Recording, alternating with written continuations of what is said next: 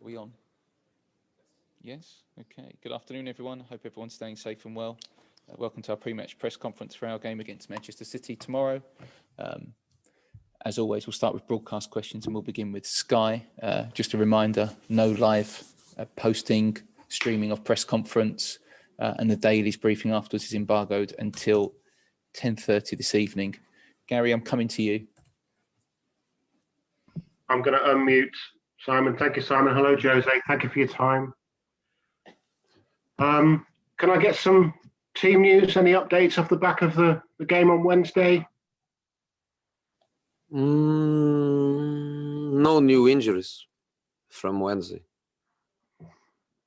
Gio's still not available?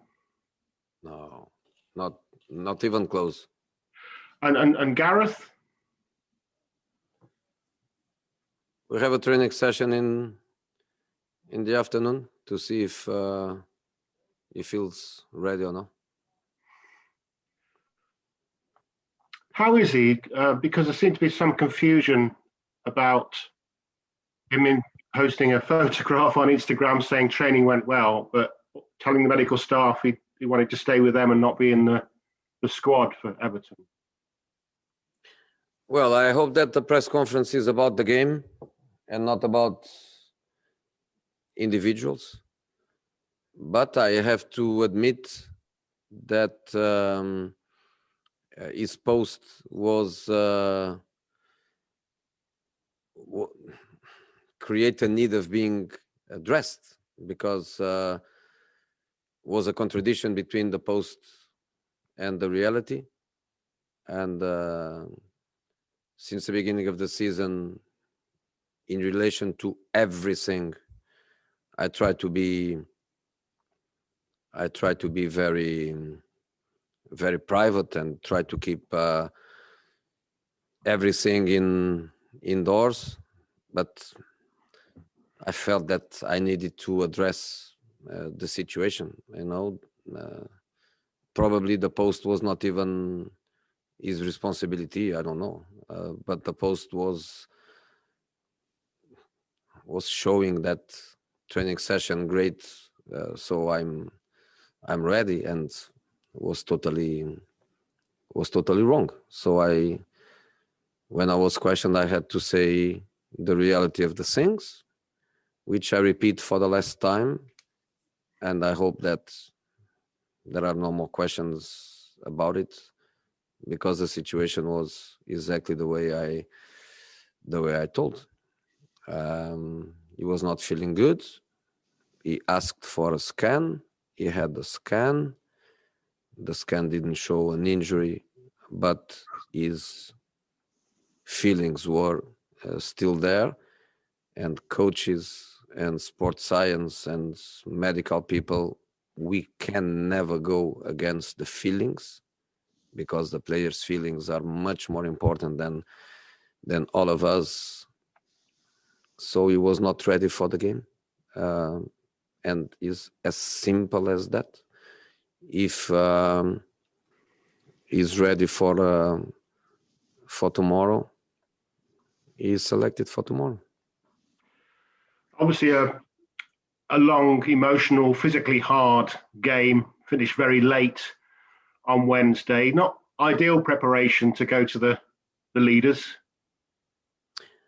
Yes, but I have to try. I have to try to forget it and try to help my players to forget. Yesterday, when I opened the file of the Everton game data, I open, and in 2 seconds I close it immediately because I didn't want to go through it, and I don't want even to share that with my players. 120 minutes playing, of course, at a high intensity, chasing results, playing very fast and intense football, of course, was very, very hard. Of course, he had have a different squad. They managed to rest the majority of the players because the result was quite comfortable. They could even rest the players during the game and make I don't know if 4 or 5 changes with players that played the previous Premier League match. But I'm not going to speak about this with my players. Is less saying a last match of this very difficult week, and then finally the players can have a day off on Sunday, and then we have only Austria on Thursday, which give us a little bit of the rest that the boys need. But today that's not a conversation between me and them. Today is just trying to rest and to recover the better we can to be tomorrow at the best level that we can. Thanks, Jose. Thank you, Gary. Okay, next person up we will go to. James, did you want any questions? You haven't got your hand up. James Savundra, TalkSport. Yes, no? No? Thanks, Okay. Simon. Hi, Jose. Hello. Jose, Man City are on an incredible run, 14 straight victories. Would you go as far as saying it's one of the toughest challenges in world football to try and stop them and beat them tomorrow? They are a very good team. They are a very, very good team with a fantastic run of results. No doubts about that. It's always difficult to play against Man City. That's no doubt. There is nothing new about it. They are probably now the biggest candidate to win the title, which is not a big surprise. In terms of your own relationship with Pep Guardiola, how has it evolved now you're no longer direct rivals like you were in Spain or when you were both managers of Manchester clubs? Is the problem with us coaches is that it's not easy to develop or to cultivate friendships or to develop relations because we don't see each other. We see each other before game 2 minutes and after game other 2 minutes, and it's difficult. But with Pep, I keep the 3 years where we worked together. We saw each other every day. We celebrate together the titles that we won. We didn't cry, but we were disappointed together when we lost something important. Great periods of our lives, him as a player and myself as a young assistant. And that's what, of course, I keep. After that, I can have only good feelings with him. I don't have any bad feeling.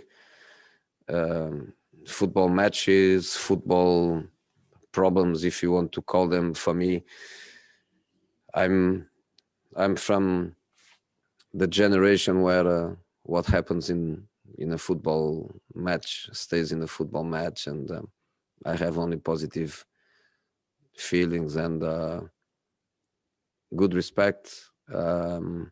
There are moments in life where we don't forget things. One of the things I don't forget was when my father died.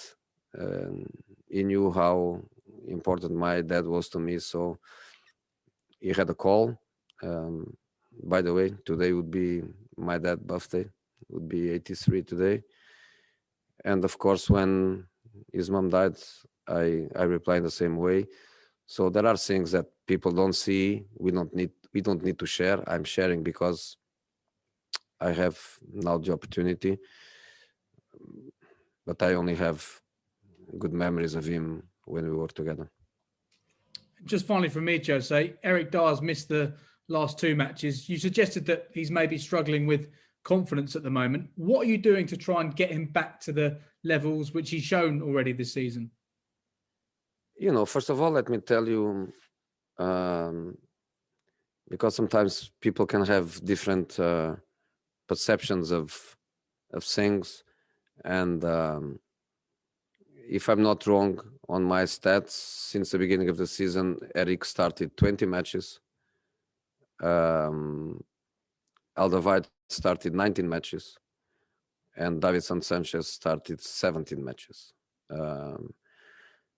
So equal opportunities for everybody. And that's it. And football players, they always want to play. And sometimes they cannot always play. But in this case, of course, young Joe Rodon is in a different process than the others, but the others, they had equal opportunities. We did many times, Eric and Toby. We did many times, Eric and Davinson. We did many times, Toby and Davinson. So opportunities there for everybody. They play basically the same number of matches, and that's it. But Eric, as I was saying, is one of the guys that I really like. You know, Eric is always Eric. If he's playing, if he's not playing, difficult moments, easier moments. The most difficult one was when I substituted him against Olympiacos, minute 25 or 30 or something like that. Since that moment, I understood that the guy was a team player, was a guy that is not selfish, was the guy that is not thinking about him and thinking about the team, accepted that situation like a professional. And I trust him. I trust Eric. I like, and I like the feeling of trusting a player. A player makes a mistake, but is a player that I trust, and I like that feeling. Okay, I've got 3 more hands up. We'll get to all 3 of you. Won't take any more after that from the broadcast. We'll start with Faye. Hi, Jose. Nice to see you. I just wondered, the team that you played back in November, Manchester City, that you beat, how different do you see this Manchester City, having them gone on this massive run of 15 games unbeaten? You know, we beat them because we played so well in that match. And that's the only way any team can beat Man City. You have to play very well. You know, you make a defensive mistake and they kill you. You are not very effective in the chances that you create. You don't create many, and you know, you just look to the pragmatism of the numbers. And what is Man City in this moment? Is a team that wins matches, is a team that scores goals, and is a team that doesn't concede goals. So when you play against a team with these very clear pragmatic numbers, you know that is very difficult to stop them to score, because they score all the time. And you know that it's very difficult to score goals because they don't concede. So you have to play a perfect match, like we did when we played them here at home. We played a perfect match, and of course, their level of confidence was not the same. I think results, they bring the best out of the players, and you can feel in this moment that they are a team playing at a very high level. I know how unhappy you were with the defending. You mentioned closing that book straight away, but what do you need to do defensively on Saturday, and will that inevitably have an effect on the style of the game? Can you repeat? I didn't understand you very well. So I know you are unhappy with the defending against Everton. But what will you need to do that therefore have an effect on the style of game? Will you not be able to play as attacking as you did against Everton, against a side like Manchester City? I'm not speaking about the style. I'm speaking about what a football match is, and a football match sometimes is different than what you think it is, and what makes that difference in terms of perception normally are the goals that you score, the goals that you miss, the goals that you concede, or the goals that you don't concede. You know, I could go with you through the Everton game and analyze with you the nature of the goals that we concede, but that's not for me to do with you. That's for me to do with the players, which I always do. So if you want to analyze, you have to do by yourselves. You have to go with Carragher, Neville on the Monday night, or Rio and the other guys on BT, or Shearer and Janus and Lineker on BBC. That's that job, and I believe that they do that job very, very well. That's not my job. My job is to do that with my players, which I do all the time. And of course, Everton has very, very good attacking players that they can hurt you when you make mistakes. And Man City has lots of very, very good players from midfield to attacking positions that can hurt you if you make mistakes. That's why I said if we beat them at home 2-0 in the first match of the first part of the season, was because defensively we were very good. Thanks a lot, Jose. Good luck on Saturday. Thank you. Okay, Ali Gold. Hey there, Jose. Hey, Ali. I just wanted to ask you quickly about Eric Lamela. I get the impression he's a player that has a lot of the attributes you look for in players. This week he's had 2 very positive games, but obviously over his Tottenham career, let's say, he's had a lot of problems, injury issues. Are we getting to see maybe the best version of Eric Lamela right now? I think you touch a point, and I just want to confirm a good Lamela.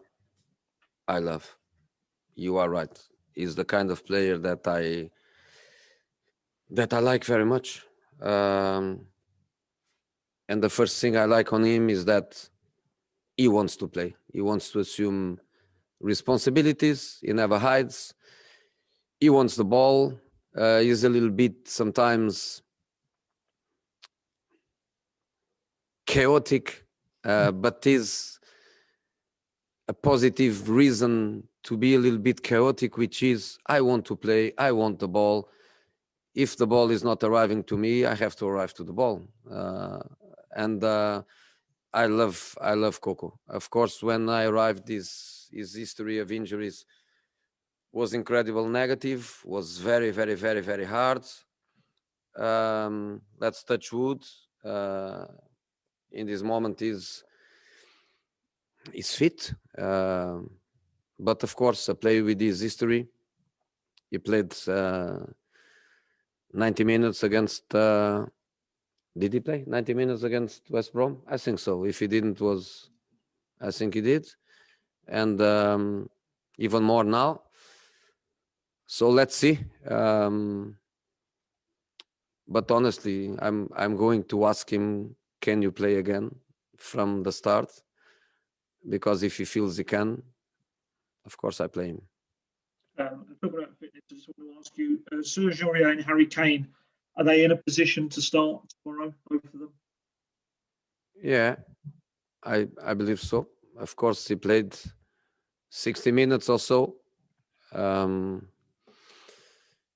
which he didn't want, and I didn't want to, but was the game that pushed us in that direction. but no negative feelings after the game. Just the normal stiffness, if is the right word. Sometimes I don't say the right word, but I believe so. I believe he can start. Sergio. Huh? Sergio, yeah. Serge, I'm waiting for this afternoon. He's another one that I'm waiting for this afternoon session. He was injured. He was injured against West Bromwich, and he couldn't play against Everton. I don't know if he can tomorrow. I don't know. Okay, I've got last one from Pedro from Sport TV Portugal. Pedro? In Portuguese or what? Find out. Pedro, do you need it in Portuguese? Hello. We speak in English or Portuguese? I don't mind one question in Portuguese. Yeah, one question in Portuguese is fine, Pedro. Easy. Okay. One question in English also? Sure, go for it. Okay, Mr. Pedro Gamito from Sport TV and also from the beautiful city of Setúbal. Yes, I would like to ask you, do you see any weak point in Manchester City game, if there is any? For them? Yes, Manchester City game. If you see any weakest point in their game, if there is any nowadays. No, it's a team that wins every match, scores lots of goals. They don't concede. I think they conceded 3 in so many matches, and one of the 3, I think it was a penalty. I don't see any weakness. That's why I was saying that to win the game, we need to be perfect in every aspect and in every minute, because they are really a very, very strong team. Muito bem, e só para terminar, uma pergunta em português. O Mister já disse que não fala sobre os erros individuais dos seus jogadores, mas tem sido um padrão ao longo da época, e disse também que contra o City, se fizeres um erro, eles matam-te. Foi essa a sua expressão. Pergunto-lhe como é que se pode dar a volta a esta situação e também, num tom mais ligeiro, se por vezes sente que está numa situação de reféns, uma vez que contra o Everton, por exemplo, vimos um Tottenham muito atacante, muito ofensivo, a jogar um bom futebol atacante, mas mais uma vez teve essa infelicidade de ver erros individuais comprometerem o esforço coletivo. Como é que se dá a volta a isto, sabendo que na Premier League um erro individual